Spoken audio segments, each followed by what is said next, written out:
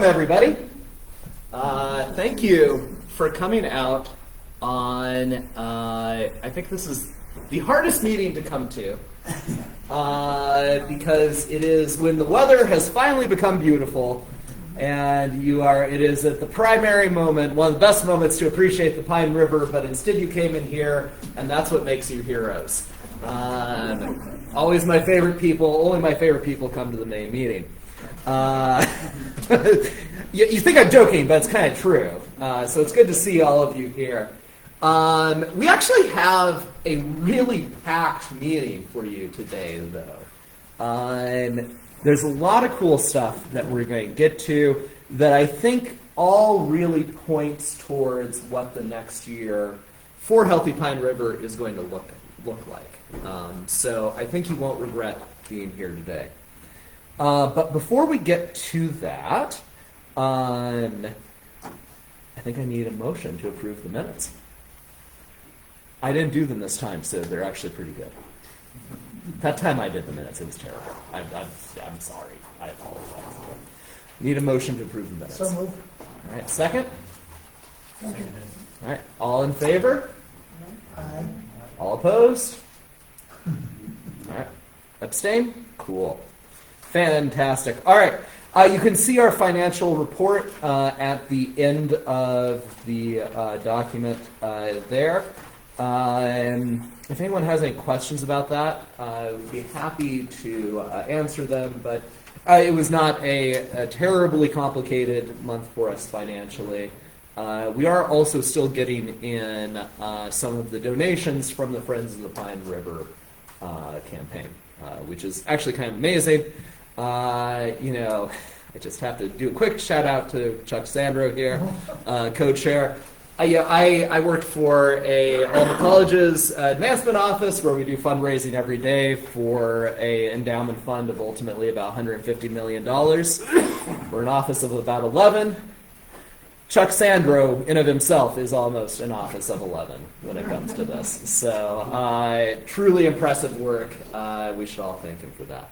But if there are no questions about that, we can move ahead. We have a couple of things that we just wanted to announce. The first of them is we have a new secretary who's been appointed.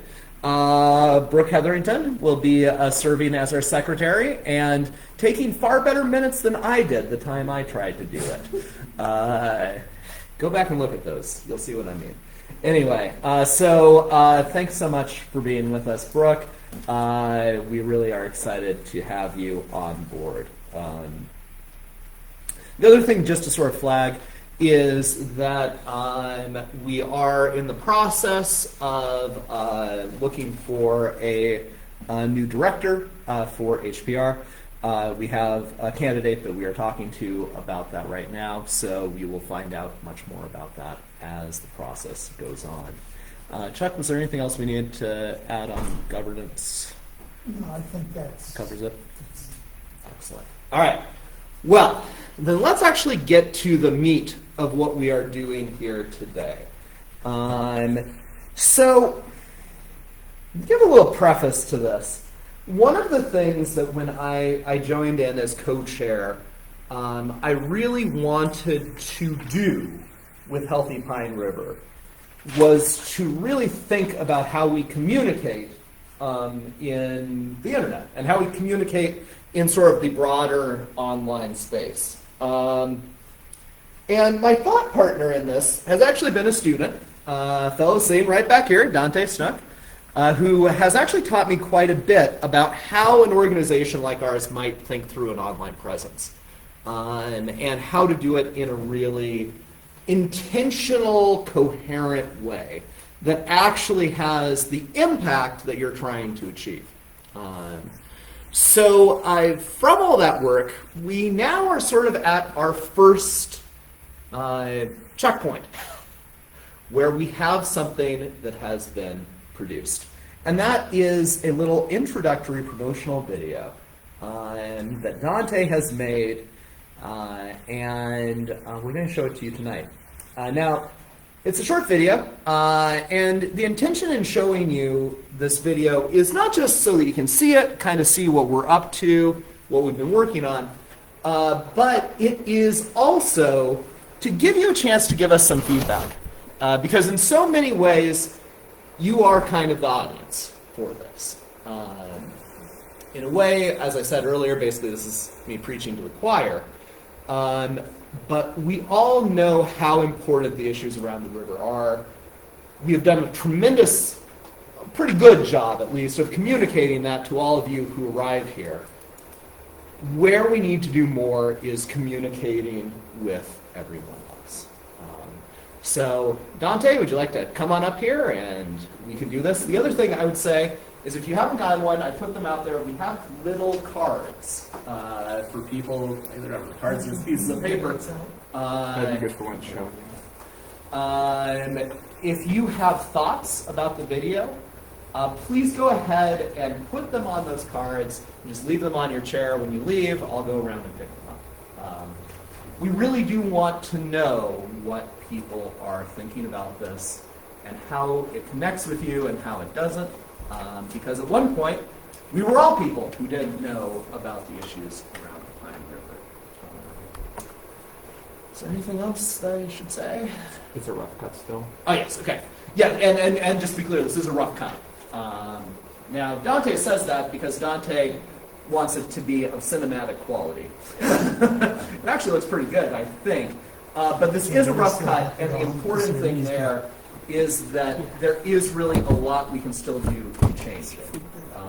So if you see something in it and you go, I don't think that's going to play with people, please do let us know. Because right now, this is still sort of developmental. Are we able to make it bigger? Like on the wall? I don't know how this particular projector works. Let me see.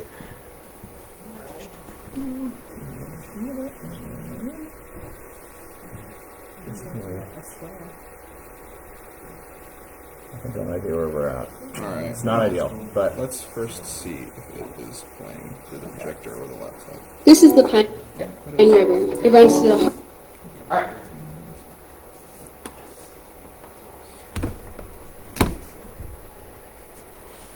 This is the Pine River. It runs through the heart of Michigan and is home to thousands of people and creatures alike. Rivers provide a well of opportunities for both communities and businesses. Having a functional water source near homes has been a crucial step for thriving communities throughout all of history, and the Pine River is no different. It can provide fresh drinking water that can be used for municipalities and recreational use, such as fishing, boating, and swimming. But there is one critical problem. You shouldn't use it for any of these things. Not only should you not use the water, you shouldn't even touch it. The Pine River has been a host of more environmental and economic disasters than I have the time or stomach to mention. In short, our river is dying from two disasters with two main culprits. One of these disasters is a process called eutrophication. This is where extreme amounts of nutrition enters the waterways and causes mass algae blooms. You can think of these algae blooms as nature's oil spill. As the algae grows across the surface of the water, it consumes all the oxygen and effectively suffocating anything living. On top of that, in the winter, when it dies, it falls to the bottom of the river, slowly filling it up. The second disaster comes from E. coli. E. coli is a bacteria that normally exists inside the stomachs of humans and animals, which helps us to process foods. However, it can be extremely harmful when it enters a water supply and is then consumed. How it gets out of our stomachs and into our river is an important part. It is due to the combination of agricultural runoff and leaking septic tanks. In other words, our river is being poisoned by human and livestock waste. This leaves us with the reality that if nothing is done about the waste from farms and septic systems entering the river, then within the next 5 to 10 years, the Pine River will become a dead zone and swamp, leading to massive repercussions, not only for the wildlife, but for the people that live near the river as well, as resale values of homes would plummet, and the safety concerning wells from contamination would be devious at best. Luckily, something is being done about this by the Healthy Pine River. The HPR is a local grassroots group that has spent the last decade researching the effects of these problems on the river. The HPR has worked with officials on all government levels and community members to make positive changes to delay this crisis. Most recently, they acquired a state-funded grant that allows them to investigate possible solutions. Progress is being made, but at this rate, the Healthy Pine River can't do it alone. We need you to understand. that our river, as you know it, will be dead within the next decade. And to stop it, we need your help. All we ask is that you make yourself and those around you aware of this issue. In the description of this video are links to our socials, including our website where you can learn far more about this than this video has time to cover, and our Facebook page where you can join to get notifications about when and where we're meeting. No one else is going to fix this, so it's up to us.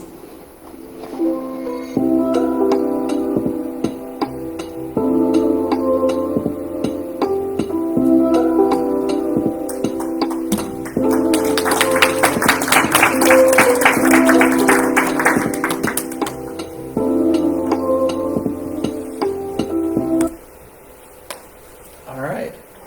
So, we wanted to show this to people. There's still, like we said, it still is a rough cut. A couple of audio issues that I think we're still working on. There are a couple of other things like that. But what are people's initial reactions or thoughts? Yeah. There's an oil company, I think it was British Petroleum, they were harvesting that green slime on top of the river and making biofuel or oil fuel out of it. Yeah. No, this has been something that's been tried. I think the efficiencies are hard on that.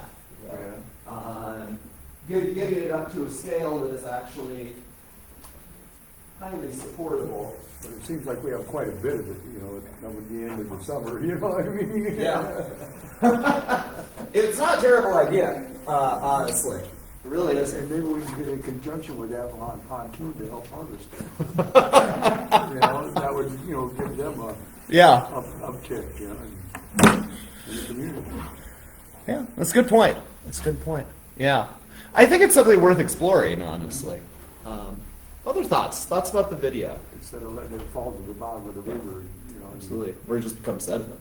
That Right. can be used, yeah. Right. Absolutely. Other thoughts people have? Yeah. Speaking of scum, you see it at the dam before it goes over the dam. I'm thinking they should install UV lighting over top of these funnel areas and help reduce bacteria. There are some things they can do, honestly. There is, I think, a lot of expense that becomes the issue. And the sheer amount that you can, they'd have to do to make a dent in it is the thing that's difficult. Yeah. I think you did a good job staying there, I call it the 100,000-foot level, staying very broad in terms of the video, explaining very briefly what it's about, the problems, without getting too in-depth, very good introductory video on it, and if there's any more to follow, there's obviously places to go into deeper depth if anybody wants to learn more, but I thought it was very good. Short, sweet, and to the point. Right. Yeah. Yeah, I mean, if you just ran into this, you know, what would your thought be from it? We want to learn more. Learn more. I think it's engaging enough to catch attention, and I think that is its sole purpose, and driving. I think it does that. And this is its intention, right? More than anything else, what we are sort of combating is this sense that people know that there is an issue with the river. They can see there's an issue with the river, but they don't really know or understand that much about it. So activating them to actually think about it is kind of the intention here. Yeah. Anything that looked like the time of the year, looked like it was dying. Keep it kind of that. I wouldn't change the time of year. If you added it too much, keep it that. It looked like kind of dying, dead kind of stuff that fall winter time or so. I don't know if that was on purpose, but I thought it fit pretty well with it. I would try to get a shot in there of the algae, Yeah. like mid-July when it is the worst. Actually, almost all the fuel is going to be replaced with. Yeah. Yeah. You know, yeah, you can do snippets with it, but I thought for the broad view of what this is pretty good. I've actually come to really, so something that struck me early on was the color grading of it. The sort of the way that the coloration is, it's autumnal, it's not ugly, but it doesn't, it conveys that sense of, exactly like you said. Yeah, turnover, yeah, like, I mean, yeah, but of death, of that kind of like, you know, of the dead leaf, kind of, you know. I think the comment that in the next decade, we're gonna have a dead river or swamp or whatever you want to call it, got my attention immediately. And that's scary. Yeah. And this is something that Dante and I talked a lot about in terms of terming. How do we term this? And, is it dead? I think it is ultimately. This is the concern. I mean, obviously the river itself will still be there, but will it be the river that we identify with? Probably not. If nothing's done. Yeah. Is there any way to flush it like a toilet? Well, if the dam were removed, honestly, that would do a lot to flush it. Unfortunately, Right. then it would become St. Louis's problem. Right. So it's a bit of a difficult thing there. Good thought. Yeah. Maybe. Yeah, it's a hard one on that. Yeah. I'm wondering if a little contrast would help, like contrast that gloomy kind of lighting and seeing with some pictures of where the pine is actually as pretty a river as you've ever seen. Yeah, it's true. And suddenly have this blast of what parts of the pine still are and what's worth saving. Yeah. That's a good point. Park would be a good example of that. That's a good point. Yeah, one thing I think, I'm just kind of curious, so it has a structure to it where it glitches, and actually it just does that fade to black. Did people find that sort of compelling when you saw that? Yeah. I think it was a convincing idea that I would be a little bit more gentle with the glitching at the start of the video, both as an epilepsy issue, but also it was kind of just distracting from the message. Okay. But I like the concept of it a lot. That's on me. I asked for more glitching, so I will freely own that. But absolutely, that's good feedback. I had not actually thought about the epilepsy issue. That's something for us to consider. Yeah, it's good. Any other thoughts that people had from it? Well, cool.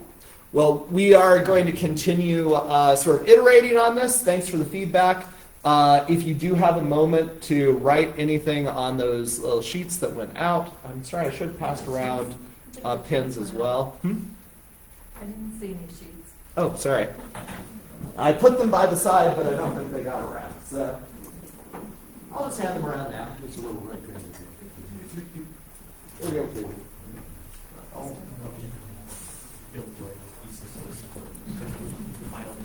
Yeah. Pass this down. If you have any thoughts, write them down. We'll take them.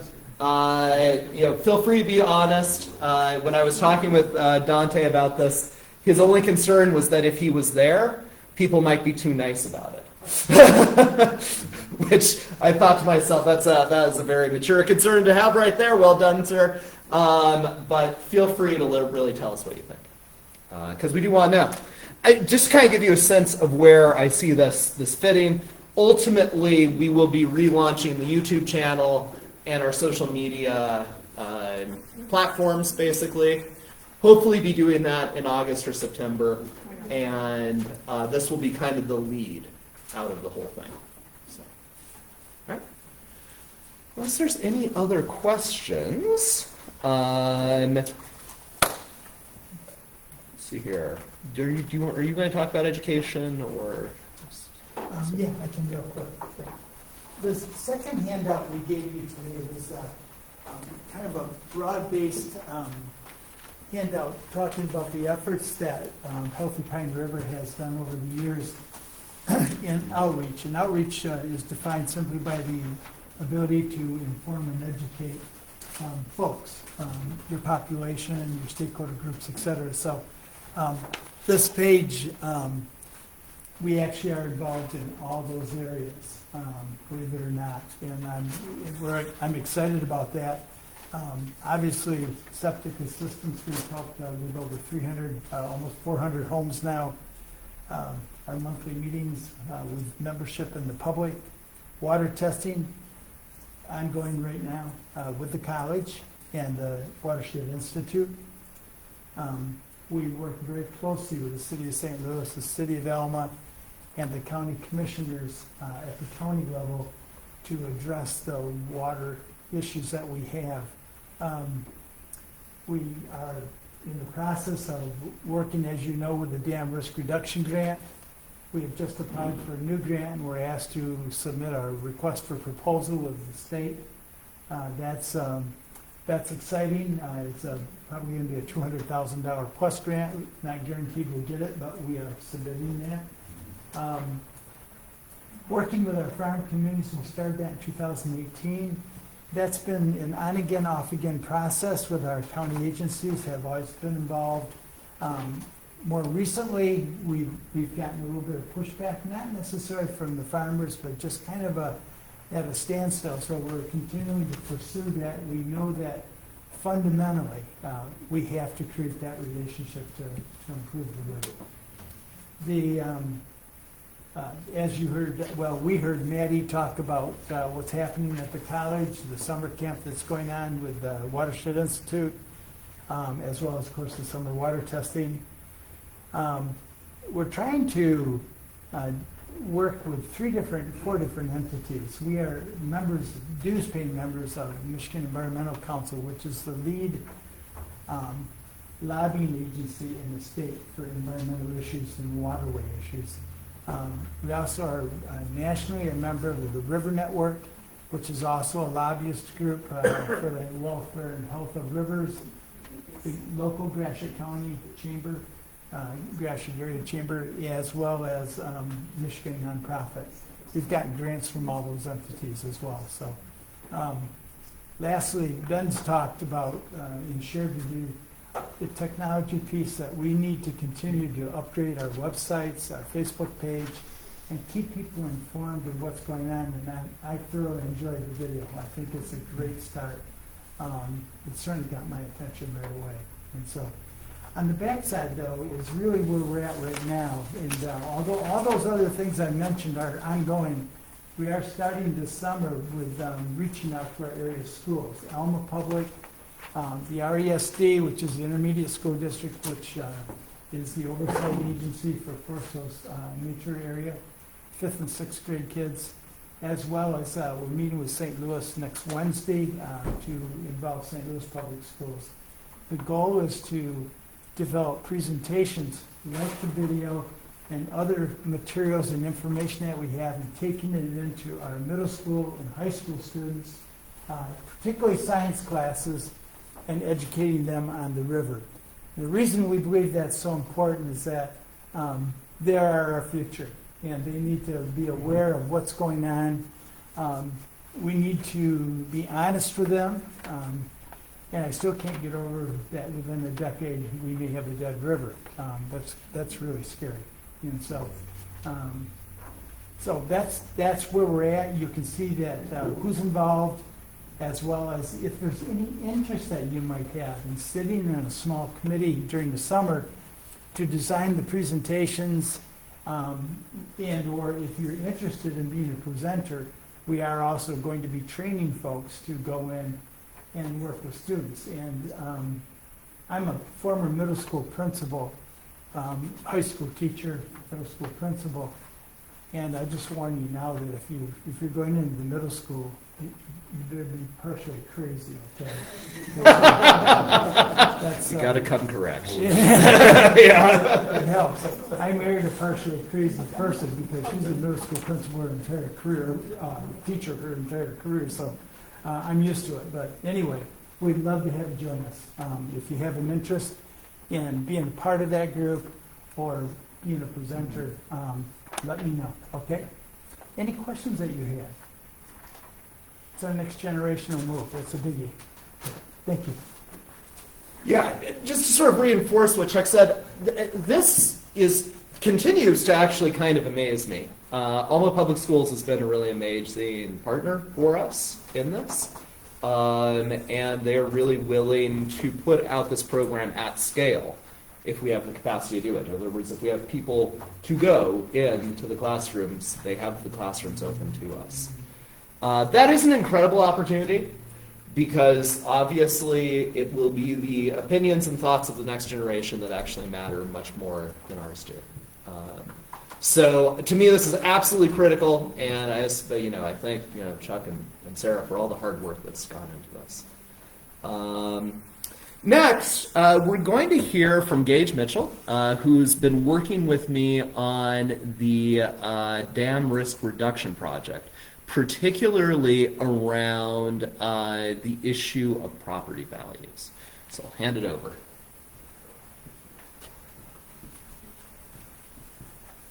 Hello again. I was up here a couple of meetings ago to kind of talk about what I was going to be doing here. I'm going to be a little bit more boring here. I have some notes that I need to pull up.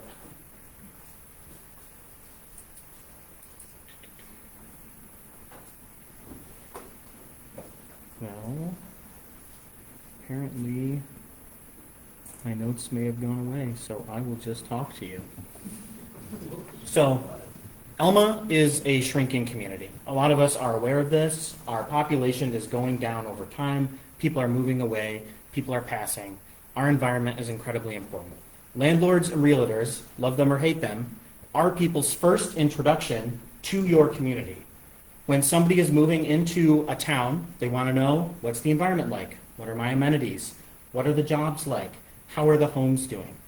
So I am talking to landlords and realtors, obviously, but also business owners, community leaders, people of that nature, figuring out what their thoughts are on the current state of Alma's economy, of the Pine River, what they believe needs to change or improve for Alma to be a growing and prosperous community again.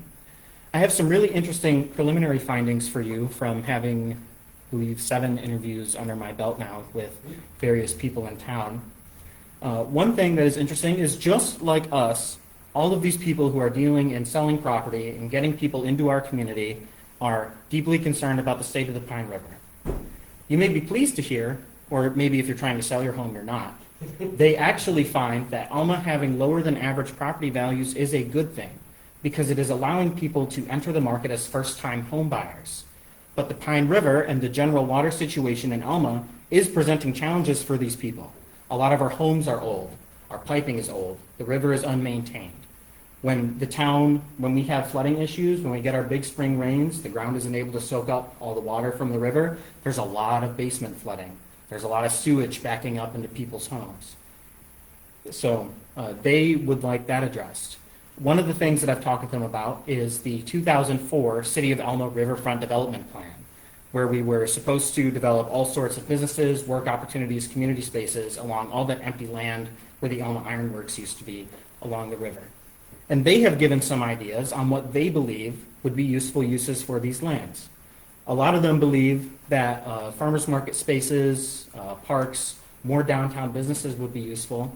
But in my last interview that I did with Brandy Stupica, she actually suggested something very interesting. She said that relatively lower income, single-family housing along the Pine River on the other side of downtown to kind of revitalize all of those local businesses that are in those side streets that don't necessarily get as much foot traffic.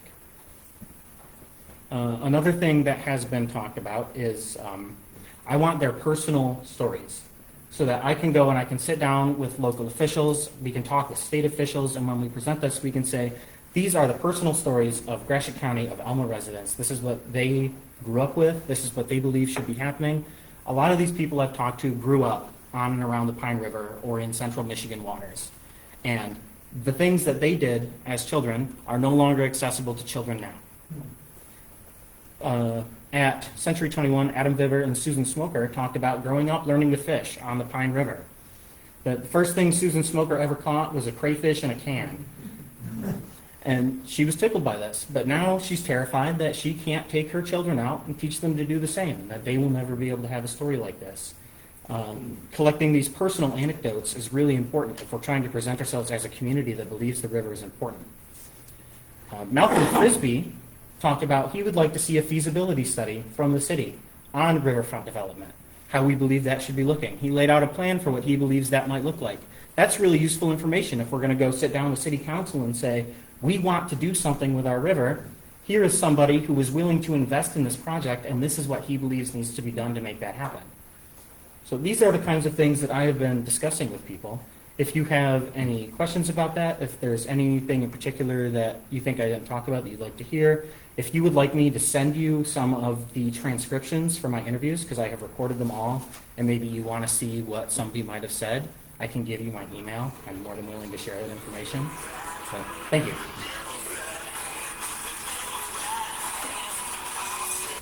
Questions? Comments? Also, if any of you want to reach out, if you would like to give some of your own personal stories, even if it's not a full interview, about how the river is important to you, what you have seen, just a little snippet. I would be also happy to share my email with you for that, and that can be included in the final workup as well. Gage, did folks, they know something's wrong with the river, do they have a sense of what's wrong or what things are wrong? Every single person I interviewed mentioned agricultural pollution. That every single person talked about that. That they universally agreed. And I'm not going to say who that I interviewed was on which sides of the political spectrum, but there were people that I've interviewed that were very obviously on opposite ends of each other, and they were coming to the same conclusions and had the same concerns. From your interviews, what do you think the biggest kind of wall to the next steps of this would be? Like, what's the biggest thing stopping progression and development? Or Funding. One of the things that a couple of them talked about was an issue with whenever something becomes unprofitable, the city privatizes it, and then it never ends up getting developed. And that's what we see with the old city hall, a lot of these historic buildings that are falling into disrepair. It ends up falling on people like the Wright House Restoration Project to take these formerly public lands and redevelop them, and most of the time that's not happening. That's a big part of why a lot of them believe that the riverfront plan was never initiated. I think one of the things to get people to move back up here is to have things for the kids to do. There used to be a roller rink. You know, they could go roller skating and stuff. And I went as a little kid. Activities for the kids to do. Like, you know, they just shut down Wendy's, man. The roller rink's gone, Peter's Hardware, there's no more IGA stores and all, you know. Things are just going into decline, but you need things for the kids to do to make people want to come here. That is something that we talked about as well. Every single one of them talked about how they would like to see some sort of water recreation. And that is part of why it's so important to get those personal stories from their childhood about when they did recreate on the Pine River. You have all these people that learned to fish, they learned to swim, they learned to boat, and now they're afraid to touch the water. That's what I'm coming here with, the roller rink. It's year round, all winter, you know. You can't swim and fish in the middle of the winter, but you can go roller skating. It's not year-round, but the county government, and I talked about this with a couple of people, is proposing to Alma to build a splash pad in a park in Alma. The county government would pay for the construction of the splash pad, and the city government would just have to pay the water bill. So if things like that, things for children to do, even if it's not year-round, is something that's important to you, it might be a good time to write to City Hall and be like, I heard about this potential opportunity to get a splash pad in town. I really think that that's important to get people to want to move here. What did you, a what? A splash pad. A splash pit? Pad is where the kids go and play in the sprinklers and stuff and run around, you know. I think they got one in Saginaw, you know. And I have not talked with them yet, but I am talking with one of the directors shortly at Avalon and Tahoe about water recreation and what they hope that that might look like. They have been involved with the Healthy Pine River Group, and obviously as a boat factory, it's in their best interest for people in Alma to be able to use the water.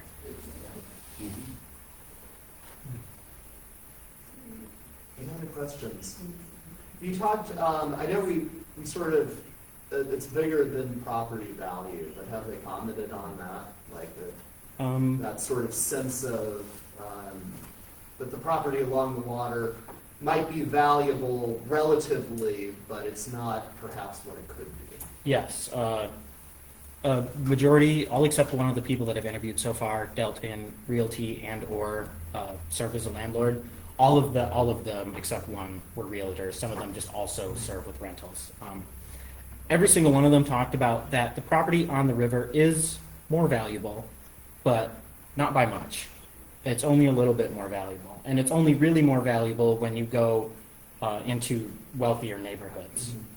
in the neighborhoods that are not as well off, there's not really much of a difference whatsoever. Some of them are not from the area. Most of the people I've interviewed are townies, but some of them came from elsewhere. Going back to Brandy Stupica, she did realty in Columbus. She went to school in Washington, D.C. She's done realty in big cities. So kind of coming to Alma and seeing that there really wasn't a market for riverfront property. It wasn't something a lot of people are concerned about. Some of the people she's talking to would actually rather live further away from the river. It's not normal. I remember St. Louis used to have a fountain in the middle of it. Mm-hmm. And it's not there anymore.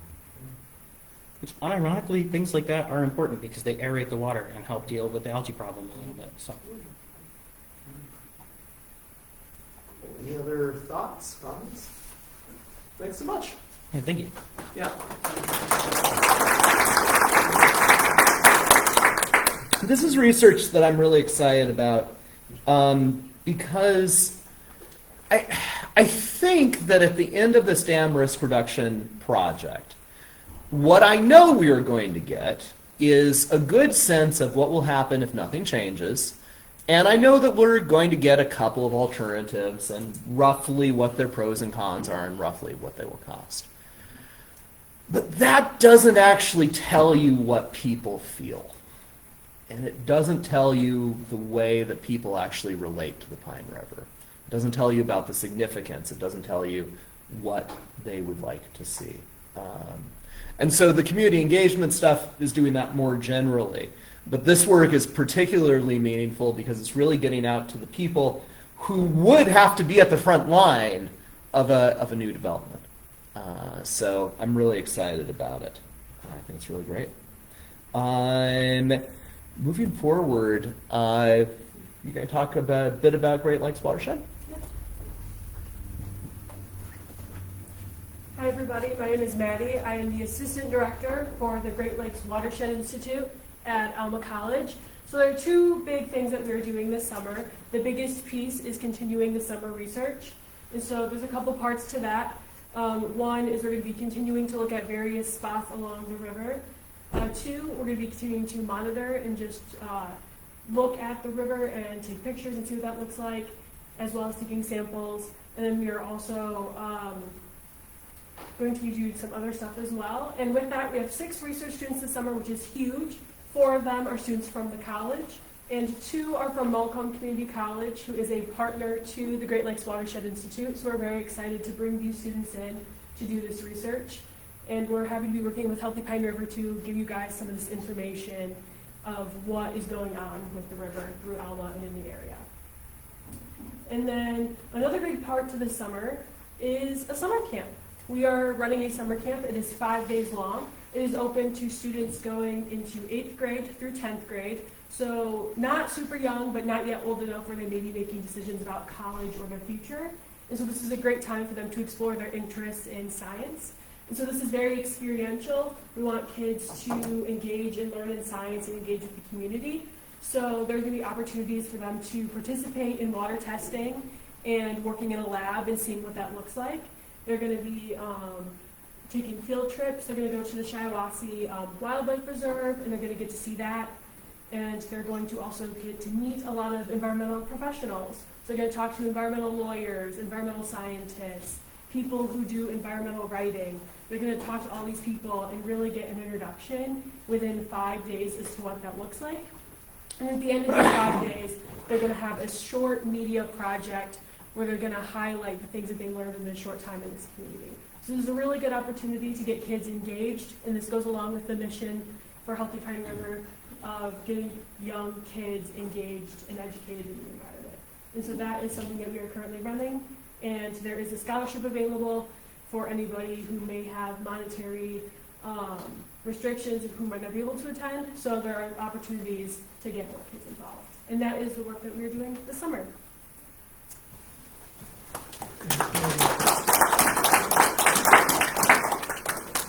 It really is an amazing summer camp, and even for people who are paying the full price, it's like $100, which I mean, I have a kid, but if I send my daughter to a camp, well, I wouldn't now, she's 3, but like when she's older, she's advanced though, I don't know, anyway. But I think actually you probably save money to send them to this camp, so that's kind of cool. Anyway, all right, thank you so much. You want to talk about the grant? I'll just piggyback on what Maddie said. We have applied for a grant, I mentioned this a little bit ago, that we asked Eagle to consider 3 creeks that are fairly contaminated or highly contaminated. Honeyway Creek, Sugar Creek flowing into the impoundment in St. Louis, Horse Creek flowing into the impoundment in St. Louis, Honeyway Creek just out by, just west of Eli Highway. And we really thought we had a great argument.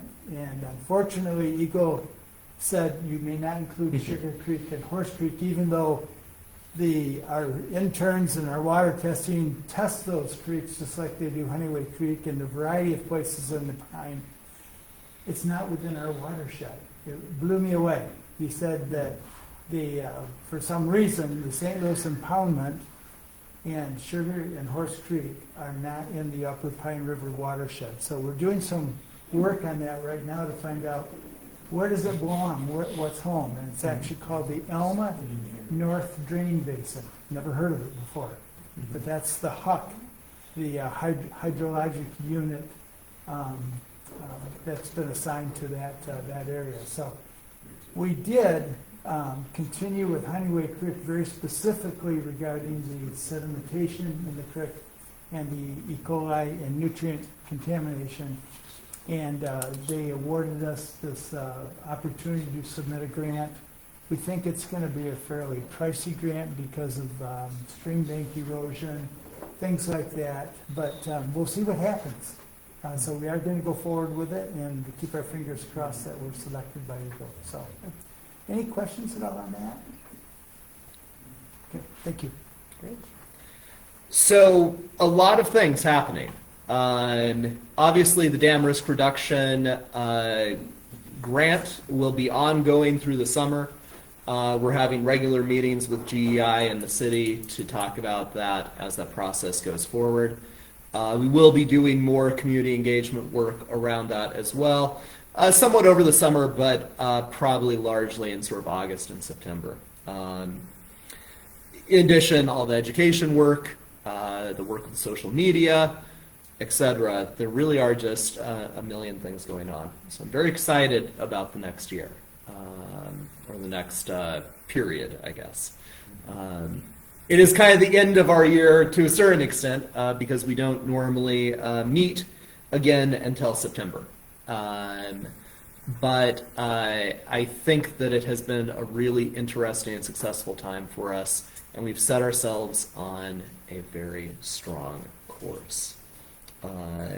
Next meeting will probably be on September 10th. Do stay tuned on that, though.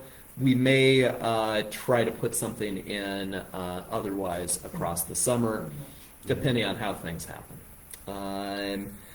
And I think with that, we have in fact run our program. I have always said I will get you out of here before 8 o'clock. And this time I'm overachieving. Anyway, but yes, for the good of the order, thoughts people have, yeah. Well, I was thinking about maybe at the local fire departments, they could do like an internship or something, where they'd spray off the, the river off the bottom and stuff with their high pressure hoses. Yeah, I think that they don't have enough pressure to do that. But it is a good idea, honestly, to be looking at getting some people who could do cleanup stuff, honestly. High enough pressure, Yeah. you know what I mean? Well, potentially, yeah. Yeah. I think it's pretty high pressure, though they could do some cleaning with it, certainly. Right. Yeah. You know, if the hose was stuck, Yeah. Down towards the bottom of the Yeah. river, then, aerate the bottom. Something to look into, actually. Well, and in the long run, I think one of the things that will come out of the GEI survey will be if there are other sort of options that we can consider, and that will be something they'll cover. Which I think is good. See a big pump on what I have on pontoon. Sort of have a spout coming out behind the pontoon boat, yeah. Actually take the water out of the river. Yeah. To feed Well, yeah, good. I don't know. It's an interesting question. I think that is part of the engineering study as well, right? To sort of think about, are there anything kind of outside the box that could be done? You didn't want to go with explosives. Yeah. Explosives would be more fun. A lot more fun. Anything else for the good of the order? Yes. Probably you discussed it some night I wasn't here, but I remember sometime back you talked about agricultural, maybe. Right. That the problem goes way back in too many cattle for the ground in Gratiot County, but that has to go back to the state coming up with some kind of a rule. Yeah. Blah, blah, blah. And did the state ever do anything, do we think? The state moving on overpopulation of animals in any certain area, and I don't know, I really hate to have government control on every deep breath we take, but on the other hand, the farmers can follow every single rule that's out there, and there's still a problem. We don't have enough land stuff on it. Yeah, I mean, there were some changes to the rules a bit ago. To be entirely honest, I think feeling from everyone I talked to was that they were largely cosmetic. Yeah, I think it was just they slightly widened the amount of time around winter that you're not allowed to spray fertilizer, and that was about it. And a lot of the enforcement mechanisms are pretty weak on that. I mean, this is the underlying truth, right? That a lot of that issue simply isn't really clearly solvable without a legislative answer. Because people can follow the law right now, and it doesn't necessarily change things. The win that Eagle got, and it was primarily cosmetic, but the big piece that was they could not make any changes to enforcement environmentally, and that was because of a previous governor had signed a directive that they could not. They've won that, so they are able to monitor and change some things in regards to enforcement and follow through. That is good news. I just don't think there's a lot of political will in Lansing right now to do. It's an interesting concept. We have the right to farm, but we don't have the right to a healthy environment or clean water. And somehow we've got to find a happy medium in there. Challenges ahead, that's for sure. It is hard, and I think it is absolutely. It is about sort of political will, right? It is that isn't there at the moment, and then when you combine that with the complexity of Eagle taking administrative action, even with some new possibilities, it is difficult, right? You can see that too also in the classic issue of the septic ordinance, that we remain, I believe, the only state that does not have a statewide septic set of rules, basically. Now, we've done, one of the things I think that is unsung about Healthy Pine River is that our support for people improving their own septic systems has made a huge difference. Made a huge difference up by Lumberjack Park. I mean, just really significant. The work Mikey has done has been nothing short of amazing. We don't do enough to recognize it. But in most states, that's not a voluntary process, or one that comes about when there is a crisis, right? I think every year there's legislative movement to change that, and it came pretty close a couple of sessions ago, but it has not moved as far as I'm aware. So, there's also the complexity of us having a lot of Amish and Mennonite communities in the area, and they're exempt from pretty much all agricultural regulation. So even if the big factory farms were to have a stricter set of rules, you have people with hundreds or even thousands of free grazing cattle that don't have to follow those rules at the same time. It's a difficult problem, right? And I think that the way I kind of think about it, and when I process it personally, is that for the Pine River, for our run of it, the dam represents a kind of clear problem that we have traction on, right? That we can engage with. We've got some clear direction there, I think, or we will have it at the end of the risk reduction study. But there does still remain a very significant issue that we will need to continue addressing, and that is basically one of the core points of the summer research is to make sure that even if we can't necessarily get action, we have a clear sense of what's happening. Because when conditions are right, that information is very valuable, that we wouldn't necessarily be advocating for anything in particular, simply that the information exists will hopefully be the thing that changes things. Yeah. I wonder if you might be able to get a grant, these clean energy grants. You know, if you could go into a hydroelectric dam, you know, in Alma, or whatever, have it produce electricity, you might be able to get a grant, you know, for clean energy. You could, in theory.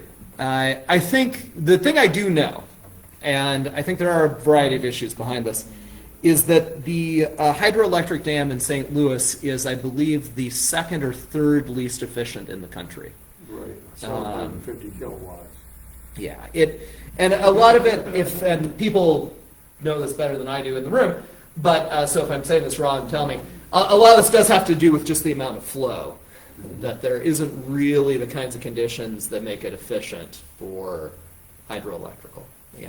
There's also a community in Colorado that was having similar issues to us, and they did build a hydroelectric dam, and it raised the temperature of the water and made the algae worse. Yeah. So they had to remove it after. So there are complexities to it, in other words. Hydroelectric always seems appealing, and I come from Washington State originally, the state that is all about hydroelectric energy.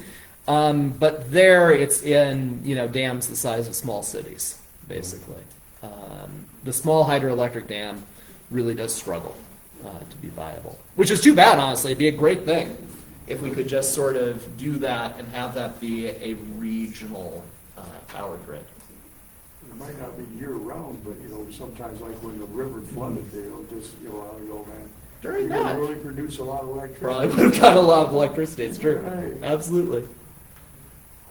One of the things you want to keep an eye on is Consumers Power is trying to sell a number of their dams right now, Hardy Dam, Croton Dam, because they're claiming that they're not profitable. Mm-hmm. And what they want to do is to sell them to an ownership that does not include accountability as far as keeping up with dam safety standards, et cetera. The state has stepped in and said that's not acceptable, so they're at loggerheads right now. Stay tuned on that, because we don't want to have happen what happened at Edenville and Stanford, et cetera. So it's important as Consumers Electric or Consumers Power is. I can't fathom having them remove Hardy Dam or Croton Dam and the properties that are engaged behind those large bodies of water. Nor do I want them to sell them to somebody who is not going to be held accountable on their maintenance and upkeep. So, interesting dynamic. So stay tuned. One of the truly great things was during the flooding, the one thing I wasn't worried about was our dam breaking. Because I know the people who maintain our dam. They do a good job. That's not something that every community can have promised. So, anything else for the good of the order? Yeah. Is the scrap metal thing done for the year? Yes. So the scrap metal thing, there were some complexities around sort of advertising and that kind of stuff that meant that we did not run it the way that we normally do this year. Truly what happened is when the MLM closed, we lost our advertising partners. There were three partners in it, MLM, Padnos, and Healthy Pine River. And so we contacted the current radio station in the district, WQBX, and spoke to the young lady who actually was at WLM when we worked for them. And she said, yep, let me get with Padnos, et cetera. Well, I was gone for 10 days. We came back and said, we've got our date. How are things doing? She said, Padnos, it's not a deal. I talked to Jared. He was going to provide the dumpsters. They're very large, but the dilemma was we had no real advertising other than what we did within Healthy Pine River. Yeah. So we chose to hold off simply because we just didn't think it was going to be a workable circumstance. I don't think that'll happen next year, but it did happen this year. But you're not planning on doing it this year? I don't think so. I don't think, I think right now, Dawn's not giving me an indication that they're ready to step in Yeah. and work, as a partner. Yeah. It was regrettable. It is something that we kind of anchor on each year. But it was just the situation that emerged, and it's better to not put in the time, the energy, and into something that isn't going to be fundamentally fulfilling for all the partners. That also could endanger the future partnership. So that was sort of the decision we reached. I appreciate the question, though. It's something we should have actually probably mentioned, to be honest. Anything else? Yeah. With the LED technology, man, the dams could, they're producing 5 times as much. And what if they were using the old hydrogen, the old filament bulbs and stuff, So you're actually getting 5 times the energy with, the same amount of water you were getting before. It's true for lighting. Absolutely, yeah. Well, who knows? Maybe at some point the energy grid will become efficient enough that there will be some call for it. I mean, there are possibilities there, but as far as anyone I have talked to, they've said that everything about the way that our dam is structured says that the electricity is really not viable. I think eventually it'll be wireless like quantum mechanics. Yeah. I mean, you can charge your phone wirelessly, so why not? Right? All right. Don't do that, you waste a lot of money. That's true. That actually, yeah. It's actually very inefficient to charge your phone wirelessly. Actually, yeah, it's quite inefficient. I should encourage it, to be honest. I will confess that I do it sometimes. I am a sinner like all of you. Anyway. All right. On that note, on that positive note, unless there's anything else, I would entertain a motion to adjourn.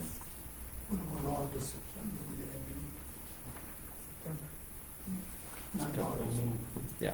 So move. Second? All right. All in favor? All opposed? All right. Call it good. Have a wonderful summer, everyone. We'll see you again in September, but do keep an eye on our social media and also your email, because we may